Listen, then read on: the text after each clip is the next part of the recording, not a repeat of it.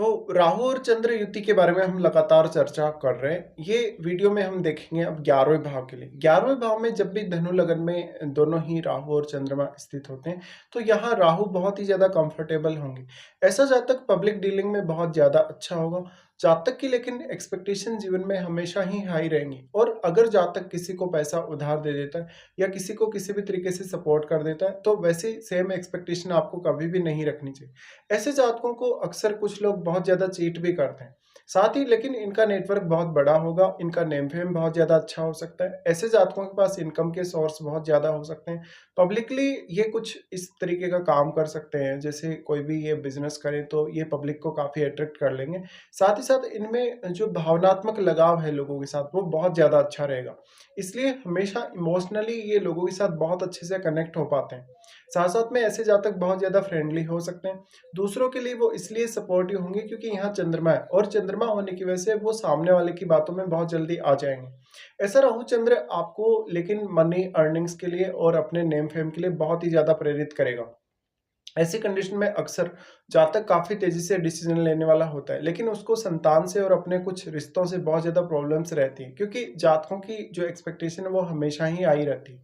यहाँ पे अब शुक्र इस हाउस के लॉर्ड हैं, तो शुक्र दोनों के डिस्पोजिटर हो जाते हैं, तो शुक्र को आपको अवश्य ही देखना होगा। साथ-साथ में यहाँ कोई अन्य प्लैनेट अगर बैठा है राहु या चंद्रमा के साथ, तो आपको उस प्लैनेट पे विचार अवश्य ही करना चाहिए।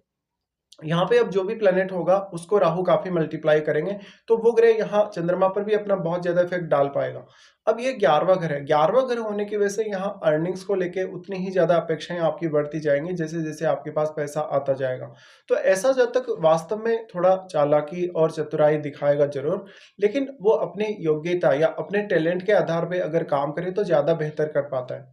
इसके साथ-साथ अगर देखा जाए तो यहाँ पे जो चंद्रमा है वो आपके चार्ट में 8th हाउस के लॉर्ड है।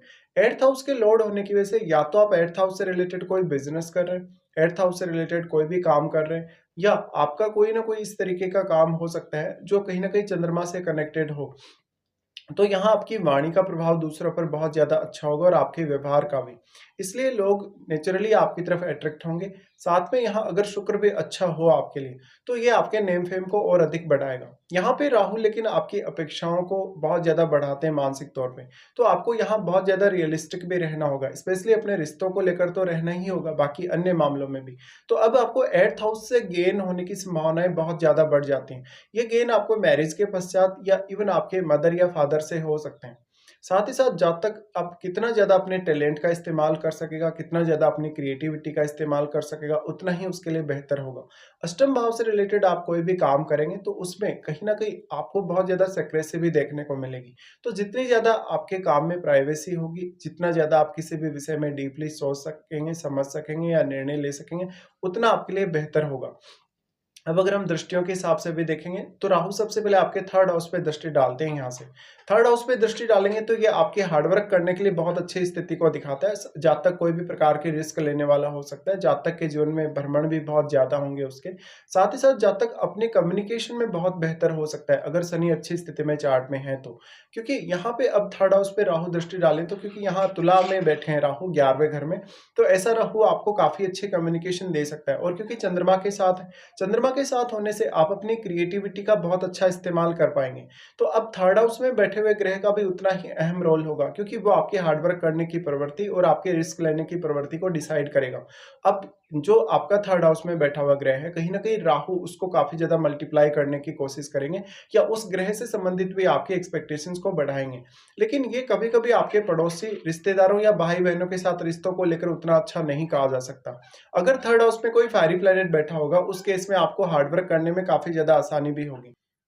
तो राहु का जो 3rd हाउस पे एस्पेक्ट है, ये काफ़ी इंटरेस्टिंग कहा जा सकता है। अब अगर 3rd हाउस में राहु का ही अगर कोई मित्र ग्रह बैठेगा, तो राहु यहाँ आपको ज़्यादा सपोर्ट करेंगे। लेकिन यहाँ आप अपने रिश्तों से कोई भी अपेक्षा ना रखें, स्पेशली अपने भाई-बहनों से, अपने रिलेटिव्स से या अपने पड़ोसियों से। ऐसा जब तक काम करने में बहुत ज़्यादा क्विक हो सकता है, काफ़ी फास्ट डिसीज़न लेने वाला हो सकता है। साथ ही वो कोई भी प्रकार की जीवन में रिस्क लेगा अगर 3rd हाउस में कोई फायरी प्लैनेट बैठा है तो। और जहाँ तक अपने मानसिक तौर पे वो कितना ज़्यादा प्रबल है, मानसिक तौर पे कितना ज़्यादा स्टेबल है, उतना ही ज़्यादा जातक के सक्सेसफुल होने के चांसेस बढ़ जाते हैं। फिर राहु और चंद्रमा इफेक्ट डालेंगे आपके पंचम भाव पे। अब पंचम भाव में ऑलरेडी यहाँ केतु स्थित हैं, तो ऐसे जातक लॉटरी और सट्टा की तरफ काफी तेजी से आकर्षित होंगे और वैसे भी यहाँ चंद्रमा 8th लॉर्ड है, तो 8th हाउस से भी गेन की अपेक्षा आपको काफी ज्यादा ही रहेगी।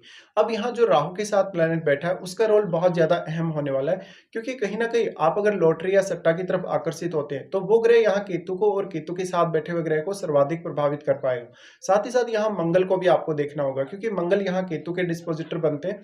तो अगर केतु के साथ मान लीजिए कोई फायरी प्लैनेट बैठा है, उस केस में आपको ज्यादातर प्रॉब्लम्स रहेंगी, अपनी संतान से भी रहेंगी और अपनी अर्निंग्स को लेकर, और साथ साथ में अपने इमोशंस और अपने डिसीजंस को लेकर भी कभी कभी। बट यहाँ अगर आप देखिए राहु के साथ कोई प्लेनेट बैठा है तो वो यहाँ केतु को बहुत ही ज्यादा प्रभावित कर पाएगा, और केतु के साथ बैठे हुए ग्रह के लिए आपको बहुत हार्डवर्क करना पड़ेगा। अब साथ साथ में अब आपके डिसीजन और आपकी कार्य प्रणाली बहुत ही ज्यादा मैटर करेगी। तो ऐसे जातकों के पास अर्निंग्स को लेके, धन को लेके बहुत सारे सोर्सेज जरूर हो सकते हैं, लेकिन उन सोर्सेज को आप किस तरीके से यूटिलाइज करेंगे, आप अपने नेटवर्क को कैसे यूटिलाइज करेंगे, ये आपके लिए काफी अहम होगा। तो उसके बाद यहाँ राहु दृष्टि डालते हैं आपके 7वें भाव पे। 7वें भाव पे ये जो दृष्टि पड़ रही है, अब ये राहु के उच्च के घर पे पड़ रही है, इसलिए पब्लिक डीलिंग आपके लिए आसान जरूर होती है, लेकिन यहाँ आपकी मैरिड लाइफ में कुछ इश्यूज रहते हैं, स्पेशली आपकी इमोशनल अटैचमेंट बहुत ज्यादा रहती है, कुछ लोगों से भी और अपने पार्टनर से भी। तो यहाँ पार्टनर से आपकी अपेक्षाएं बहुत तीव्रता से बढ़ेंगी। साथ ही साथ जो सप्तम भाव में प्लेनेट बैठा है, अगर वो एक राहु का मित्र ग्रह है तो आपको बिजनेस में बहुत ज्यादा सक्सेसफुल बना सकता है। साथ ही साथ आपकी पब्लिक इमेज को भी यहाँ काफी ज्यादा डिसाइड करेगा राहु। तो सप्तम भाव पे दृष्टि का होना कहीं ना कहीं पब्लिकली नेम फेम देने के मामले में राहु और भी ज्यादा आपको सपोर्ट कर सकता है। साथ ही आपको फॉरेन से इनकम हो सकती है, या कुछ अच्छे इनकम आइडियाज आपको लोगों से मिलकर या लोगों से जुड़कर मिल सकते हैं। तो यहाँ से अब जातक के लिए राहु बहुत सारी चुनौतियां भी शुरुआत में जरूर लेकर आएगा, लेकिन जातक अपनी अर्निंग्स को लेकर बहुत ज्यादा ऑब्सेस्ड रहेगा, अपने रिश्तों को लेकर बहुत ऑब्सेस्ड रहेगा, और हमेशा ही कभी कभी आपका लोग फायदा भी उठाएंगे। तो यहाँ मेनली अगर आपका चंद्रमा बहुत ज्यादा क्लोज है राहु के, तो आप दूसरों की बातों में आने से बचें, और साथ साथ में आप अपने ऊपर पूरा कॉन्फिडेंस रखें, तो आप बहुत कुछ कर सकते हैं। चंद्रमा के साथ इस तरीके से राहु बैठे हैं तो अक्सर आप अपनी एक्सपेक्टेशन पे कितना अधिक कंट्रोल करते हैं, आप कितना रियलिटी के साथ सोचते हैं, उतना आपके लिए बहुत ज्यादा अच्छा होगा। अब आपको अपनी महादशा पर भी विचार करना होगा। आपको वास्तव में अगर राहु की या राहु के साथ बैठे हुए ग्रह की दशा होगी, तो आपको इन तीनों ही ग्रहों के यहाँ परिणाम उस दशा में जरूर देखने को मिलेंगे।